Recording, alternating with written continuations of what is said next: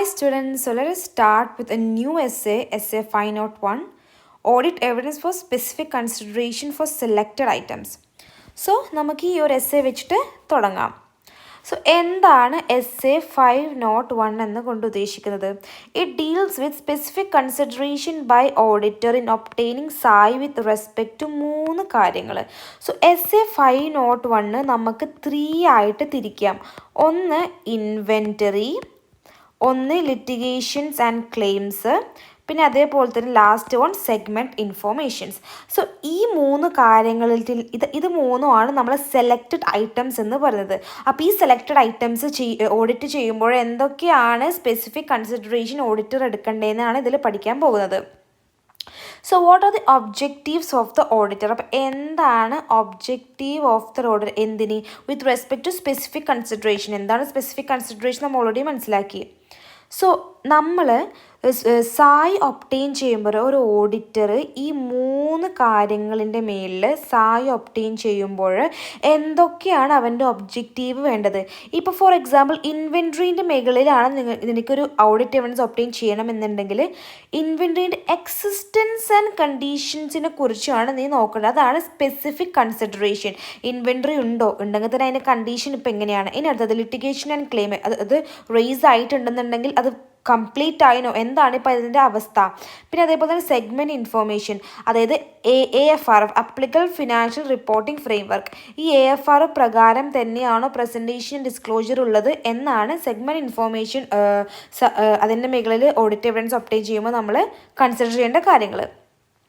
So first one, let us study about inventory.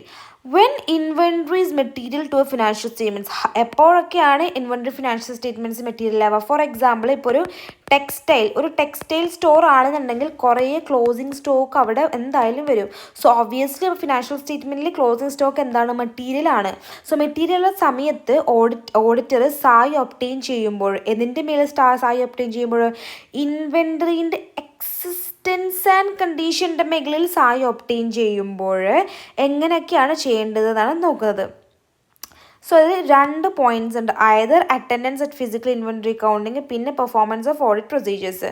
അപ്പോൾ എന്താണ് ഇതിങ്ങനെ ഡയറക്റ്റായിട്ട് തന്നെ ഇതങ്ങനെ ചോദിച്ചിട്ടുണ്ട്. So you have to study it completely.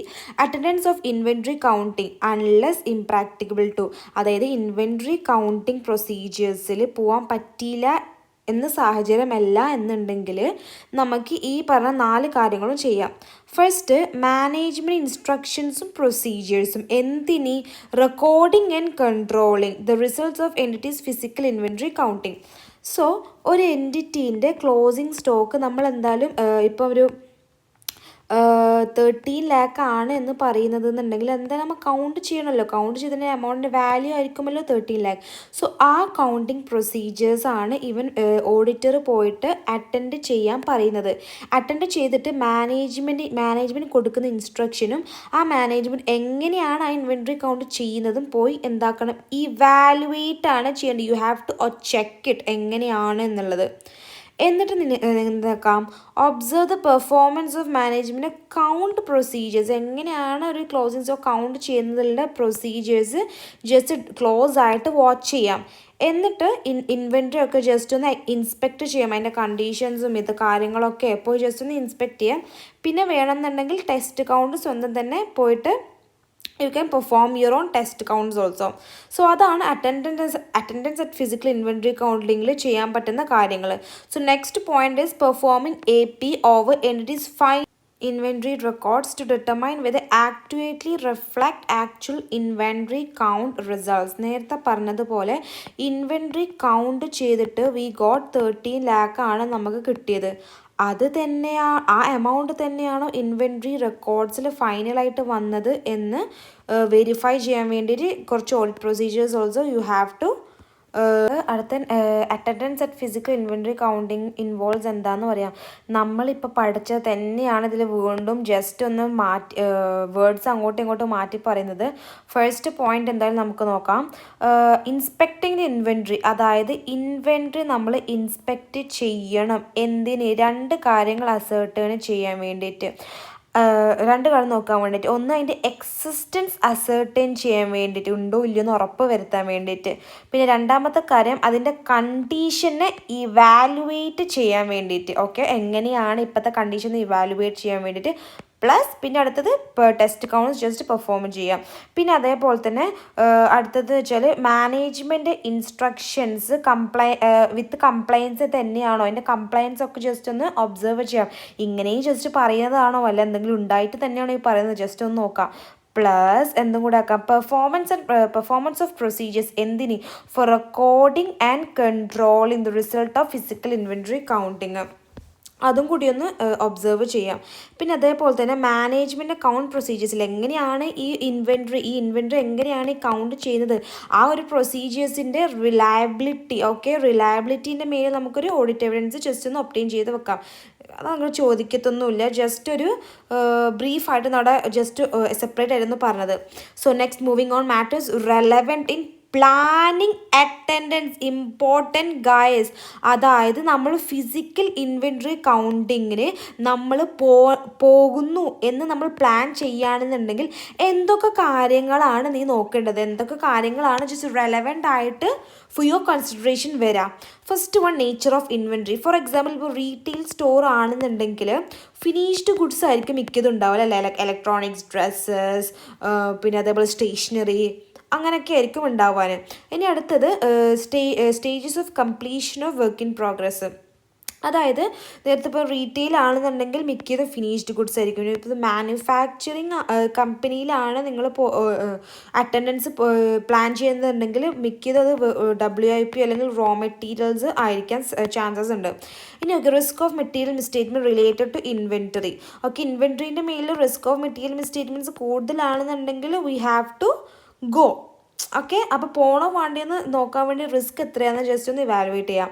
അടുത്തത് nature of internal control related to inventory. അത് നമ്മൾ നേരത്തെ പറഞ്ഞ പോലെ നമ്മൾ കൗണ്ട് പ്രൊസീജിയേഴ്സ് ചെയ്തിട്ട് 13 ലക്ഷം കിട്ടിയല്ലോ, അത് വൃത്തിക്ക് റെക്കോർഡ് ചെയ്യുന്നുണ്ടോ, അതിൻ്റെ മേലൊരു കൺട്രോൾ ഉണ്ടോ ഇല്ലയോ എന്ന് നോക്കാം. പിന്നെ അതേപോലെ തന്നെ ഇൻവെൻട്രീൻ്റെ കണ്ടീഷന്, അതായത് ഇപ്പോൾ ഒരു ഒബ്സലേറ്റ് ആയിട്ട് ഇൻവെൻട്രി ആണ് ഉള്ളതെന്നുണ്ടെങ്കിൽ അത് മാറ്റാനുള്ള ഒരു കൺട്രോൾസ് അവിടെ ഉണ്ടോ ഇല്ലയോ എന്ന് ജസ്റ്റ് നോക്കാം. പിന്നെ അത് അടുത്തതുപോലെ തന്നെ whether adequate procedures are expected to be established and proper institute for physical inventory counting. അതായത് ഫിസിക്കൽ ഇൻവെൻറ്ററി കൗണ്ടിങ് ചെയ്യാൻ വേണ്ടിയിട്ട് അഡിക്വേറ്റ് പ്രൊസീജിയേഴ്സ് ഉണ്ടോ, എസ്റ്റാബ്ലിഷ് ആണോ, ഓൾറെഡി അതിലുണ്ടോ ഇല്ലയോ ജസ്റ്റ് നോക്കാം. അടുത്തത് timing of physical inventory counting, ഏത് ടൈമിങ്ങിലാണ്, ജസ്റ്റ് ഈസി പോയിന്റ്സ് ഒന്നും പഠിക്കാനൊന്നുമില്ല. പിന്നെ അത് പെർപെൻഷ്യൽ ഇൻവെൻറ്ററി സിസ്റ്റം അക്കൗണ്ട്സിൽ ഓൾറെഡി പഠിച്ചിട്ടുണ്ട്, അത് മെയിൻറ്റെയിൻ ചെയ്യുന്നുണ്ടോ ഇല്ലയോ നോക്കാം. പിന്നെ അതേപോലെ തന്നെ ലൊക്കേഷൻ, അതായത് ഇപ്പം നമ്മൾ ആ ഒരു എൻറ്റിറ്റിക്ക് ഒരു 4 സ്ഥലത്ത് എന്തുണ്ട്, വെയർ ഹൗസസ് ഉണ്ട്. അതിൽ ഫോർ എക്സാമ്പിൾ ഒരു സ്ഥലം ബാംഗ്ലൂരാണ്. ഓക്കെ, ആ ഒരു ലൊക്കേഷന് കുറച്ചും കൂടി മെറ്റീരിയൽ മിസ്റ്റേക്ക് റിസ്ക് കൂടുതലാണെന്നുണ്ടെങ്കിൽ നമ്മൾ അറ്റൻഡൻസ് പ്രിഫർ ചെയ്യും, പോകാൻ പ്രിഫർ ചെയ്യും. ഇനിയിപ്പോൾ റിസ്ക് മെറ്റീരിയൽ കുറവാണെന്നുണ്ടെങ്കിൽ വേറെ എന്തെങ്കിലും ആൾട്ടർനേറ്റീവ് പ്രൊസീജിയേഴ്സ് വെച്ച് ചെയ്താലും മതിയാകും. Okay, next whether assistance of an auditor expert വേണ്ടിയോന്ന്. അതായത് ഇപ്പോൾ ഒരു ജ്വല്ലറി ആണെന്ന് വിചാരിക്കാം.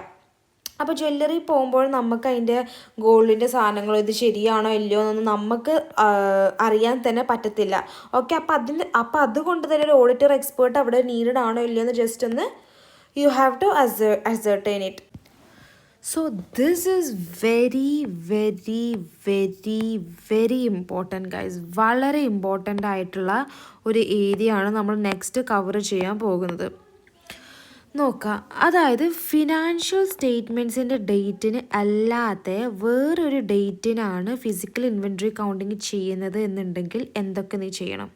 Okay, when that physical inventory is conducted at the date other than the date of FS. അപ്പോൾ എന്തൊക്കെ ഫസ്റ്റ് ചെയ്യണമെന്ന് വിചാരിച്ചെങ്കിൽ ഓഡിറ്റർ ഷാൾ ഇൻ അഡീഷൻ എന്ന് പറയുമ്പോൾ എന്താ, അതായത് മേലിൽ പറഞ്ഞ കാര്യങ്ങൾ കൂടാതെ തന്നെ ഇവൻ എന്തും ചെയ്യണം, perform audit procedures to obtain സായി അബൌട്ട് എന്തിന് very important whether changes in inventory between count date very important and the date of FS are properly recorded. Okay, അതായത് ഇപ്പം നമ്മളിപ്പോൾ ഒരു 15th ശരിക്കും കൗണ്ട് ചെയ്യേണ്ടത്, പക്ഷേ അതിന് പറ്റിയില്ല. അപ്പോൾ ഫിനാൻഷ്യൽ സ്റ്റേറ്റ്മെൻറ്റ്സിൻ്റെ ഡേറ്റും കൂടി കഴിഞ്ഞ് നമ്മളൊരു 5th കൗണ്ട് ചെയ്യുന്നത് എന്നുണ്ടെങ്കിൽ ഈ ഒരു ഇൻ്റർവീനിങ് പീരീഡിൽ നടന്ന ചേഞ്ചസിൻ്റെ മേലിൽ എന്തായിരിക്കണം ഓഡിറ്റ് പ്രൊസീജിയേഴ്സ് പെർഫോം ചെയ്യണം. ഓക്കെ, സോ അങ്ങനെ പെർഫോം ചെയ്യുന്നുണ്ടെങ്കിൽ ആ ഒരു ഓഡിറ്റ് പ്രൊസീജിയേഴ്സ് പെർഫോം ചെയ്യാൻ വേണ്ടിയിട്ട് ഡിസൈൻ ചെയ്യുമ്പോൾ എന്തൊക്കെ മാറ്റേഴ്സാണ് കൺസിഡർ ചെയ്യേണ്ടത് എന്ന് ചോദിക്കുന്നത്. 3 things. അതായത് പെർപെൻച്വൽ ഇൻവെൻട്രി റെക്കോർഡ്സ് അഡ്ജസ്റ്റഡ് ആണോ, അതായത് ഈ ഒരു ഇൻ്റർവ്യൂവിലും പീരീഡിൽ ഒരു 1 lakh ഡിഫറൻസ് നടന്നിട്ടുണ്ടെന്നുണ്ടെങ്കിൽ അത് പെർപെൻച്വൽ ഇൻവെൻട്രി റെക്കോർഡ് അഡ്ജസ്റ്റ് ആക്കിയോ ഇല്ലയോ എന്ന് നോക്കാം. പിന്നെ അതേപോലെ തന്നെ ഓൾറെഡി ഉള്ള റെക്കോർഡ്സ് അതിൻ്റെ റിലയബിലിറ്റി, അതായത് നല്ല റിലയബിൾ ആണോ ഇല്ലയോ എന്ന് ഫസ്റ്റ് നീ നോക്കാം. പിന്നെ മൂന്നാമതെന്ന് വിചാരിച്ചിട്ടുണ്ടെങ്കിൽ ഇപ്പോൾ ഇവിടെ ഒരു 1 lakh സിഗ്നിഫിക്കൻ്റ് അല്ല, അതിന് പകരം 10 lakhs, അപ്പോൾ ഒരു സിഗ്നിഫിക്കൻസ് ആയി. അപ്പോൾ സിഗ്നിഫിക്കൻ്റ് ആണെന്നുണ്ടെങ്കിൽ ആ സിഗ്നിഫിക്കൻറ്റ് ഡിഫറൻസസിൻ്റെ reason okay between the information of during physical count and the perpetual inventory records, അതായത് റെക്കോർഡ്സിലുള്ളതും നമ്മൾ ഫിസിക്കൽ ഇൻവെൻട്രി കൗണ്ട് ചെയ്യുമ്പോൾ കിട്ടിയ വാല്യൂമായിട്ടുള്ള ഡിഫറൻസ് സിഗ്നിഫിക്കൻ്റ് ആണെന്നുണ്ടെങ്കിൽ റീസൺസും കൂടി യു ഹാവ് ടു ഒബ്റ്റെയിൻ.